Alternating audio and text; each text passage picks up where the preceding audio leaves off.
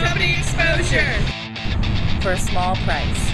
They pitch the press so you don't have to. Get media attention without a big PR firm. BitesizePR.com. Our exclusive monthly partner is I Run Mommies. Visit them at IRunMommies.com.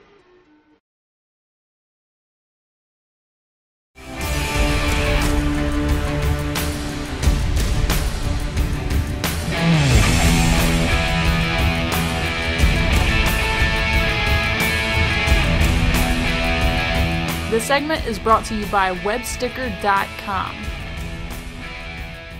Welcome back to the show. It's Business Beware Show, and we just heard from Sarah, and what a great interview that was. It was. It was. I tell you, one thing that we do here is we always talk about back to the basics. And what we mean by back to the basics is there are so many things going on in today's world that we need to get back to the basics. It could be in your personal life. It could be business-wise. But there's so many things that have just kind of fallen through the cracks, I guess you could say. And that's the backbone of America, as I always say, is small businesses. And if we're going to repair some of these things, there's some basic things that we need to do. And a perfect example of that is we had a pastor that we both really liked way back in Tennessee, and he used to tell a story. And this is one of those pastor stories, of course, but the story goes like this. There was an old farmer, and he had 3 young sons, and they would always go out in the fields and would help him with his corn, planting the corn. And they kept coming to him saying, "Dad, you need to buy a tractor. You need to buy a tractor." And he said, "Nope, we don't need a tractor.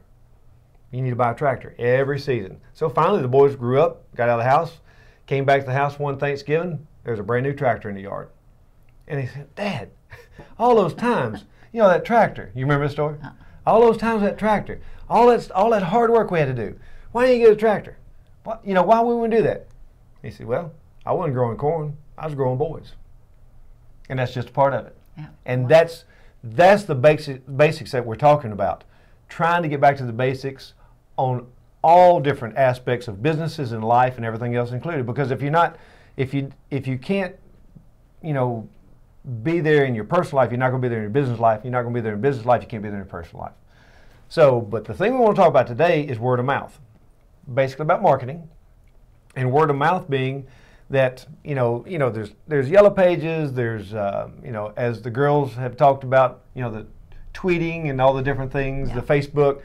I don't understand. I really don't want to understand because we don't use those in our business.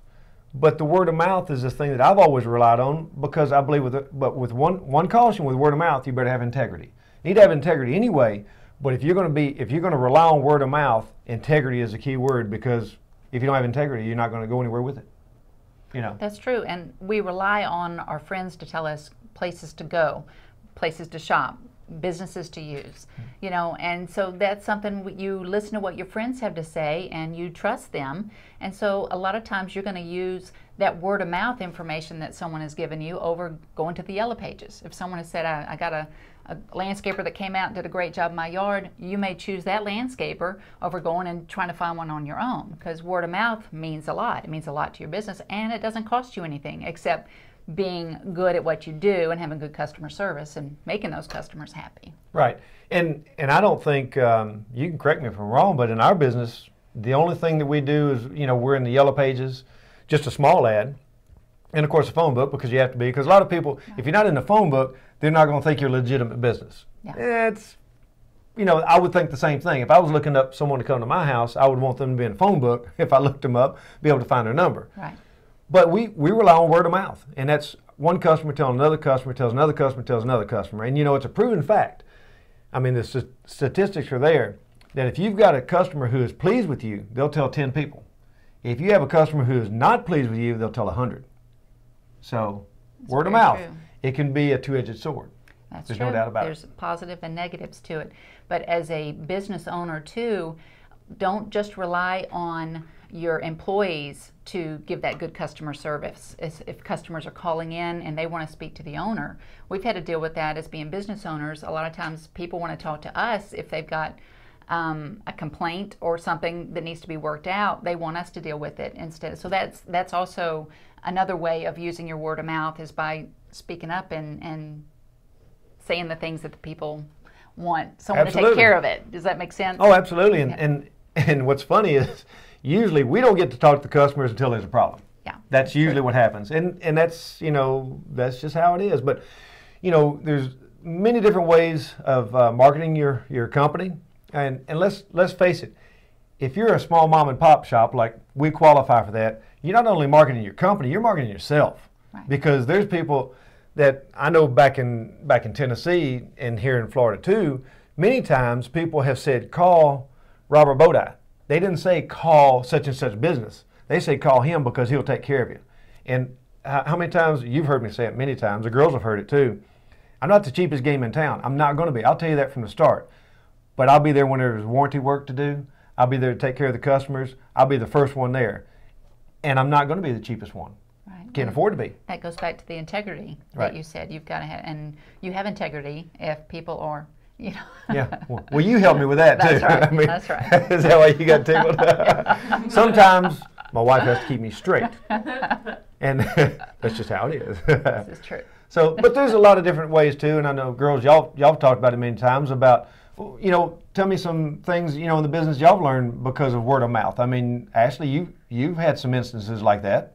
Yeah, I think word of mouth is huge, because it goes back to what we were talking about earlier. Leah and I were saying that our generation is so big about jumping into the social media side, because now customers have this voice where they can talk about you, whether good or bad, on social media. You know what I mean? So it has word of mouth is everything. So if you don't have integrity and you don't do all the stuff like what you're talking about, then you're going to get pretty negative comments on social media. And so that's where I think a lot of people jump in, like we were talking earlier.